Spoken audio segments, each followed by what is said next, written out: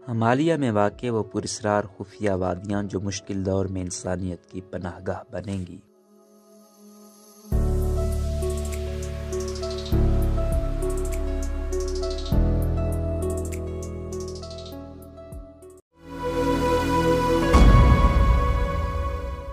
Sturt Butler کے مطابق خانقاہ کے دروازے کے باہر 7000 فٹ سے زیادہ بلند برفیلی چٹانوں کو دیکھتے ہوئے بدھ راہب نے مسکراتے ہوئے کہا، یہی میرا گھر ہے، یہی میری جنت ہے۔ وہ واپس ان بچوں کی طرف متوجہ ہوئے جو ایک کلاس روم میں بدھ مت کے راہب بننے کی تربیت حاصل کر رہے تھے۔ میں نے ان کا شکریہ ادا کیا، اپنے پیچھے دروازہ بند کیا اور خانقاہ سے باہر نکل آیا۔ میں تھامے نامی چھوٹے گاؤں سے بہت دور نکل چکا تھا۔ تبتی بدھ مت کے نیانگما مکتبہ فکر کے قیام 8ویں صدی میں ہوا اور یہ بدھ مت کی 4 مختلف مکاتب فکر میں سے ایک ہے۔ بیول ایک ایسا مقام ہے جو اس مکتبہ فکر کے عقائد کا حصہ ہے، جہاں مادری اور روحانی دنیایں آپس میں ملتی ہیں۔ یہ وہاں جنت نما چھپی ہوئی وادیاں ہیں جن کا پتہ صرف اس صورت میں ظاہر کیا جائے گا جب دنیا بے پناہ دباؤ میں ہوگی یا جنگ، قحط یا بیماری سے مکمل تباہی کے خطرے کے قریب ہوگی۔ خیال ہے کہ ایسے وقتوں میں ویول ایک غیر مستحکم دنیا میں بے پناہ بن جائے گا جہاں سب خوشی ایک دوسرے کے ساتھ رہ سکیں گے۔ ہماری اور بدھ متی ثقافت پر متعدد کتابیں لکھنے والی فرانسس کلیٹزل نے کہا کہ دلائی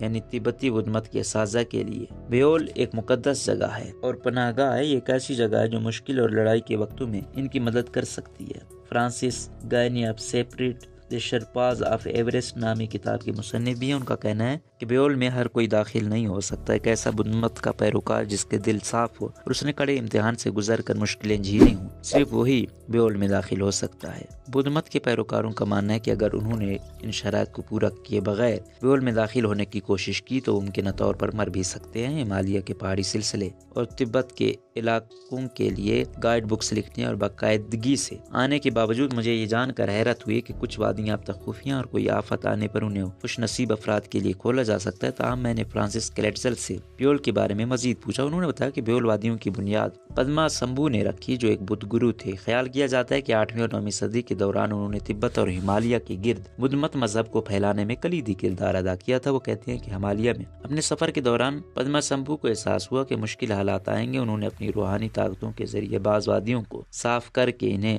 چھپا دیا۔ ان وادیوں میں داخلے کے لیے انہوں نے محل، وقوع اور باقاعدہ شرائط بھی درج کی۔ ان نقشوں اور تحریری شرائط کو ہمالیہ کے پہاڑی سلسلے میں غاروں، خانقاہوں اور آبشاروں کے پیچھے چھپا دیا گیا۔ پدما سمبھو نے طے کیا کہ ان تک صرف کوئی لاما یعنی بدھ مذہبی پیشوا مخصوص حالات میں وہاں پہنچ سکتا ہے۔ کسی کو معلوم نہیں کہ بیول کی کل تعداد ہے کیا ہے، تاہم 108 پر زیادہ تر لوگ متفق ہیں۔ کئی کی اب تک کھوج لگائی نہیں جا سکی۔ کئی علاقے ہمالیہ کے جنوب میں واقع ہیں جو زیادہ سرسبز، نم اور زرخیز ہیں، یعنی تبت کے سخت اور مشکل حالات والے سطح مرتفع کے برعکس یہاں جنت کا سا ماحول ہے۔ کچھ بھبول جیسے شمال مشرقی انڈیا میں سکمبھ اور نیپال میں ہیلمبو رول ولنگ اور سمسے بدھ مت کے پیروکار صدیوں سے واقف ہیں۔ انہیں اب قصبوں اور دیہات میں تبدیل کر دیا گیا ہے۔ بعض مقامات کا پتہ معلوم ہوا ہے مگر وہاں جانا اکثر کے لیے ناممکن ہے۔ اس لیے ہے کہ بیول دنیاوی اور روحانی جگہ دونوں ہے، اور یہ بھی ممکن ہے کہ کوئی شخص جسمانی طور پر بیول میں ہوتے ہوئے بھی روحانی طور پر اس میں نہ ہو۔ کسی پوشیدہ سرزمین کے تصور پریوں کی کسی کہانی جیسا محسوس ہو سکتا ہے، مگر واقعتاً ایسے کئی پرانے مسودے ملے ہیں جن میں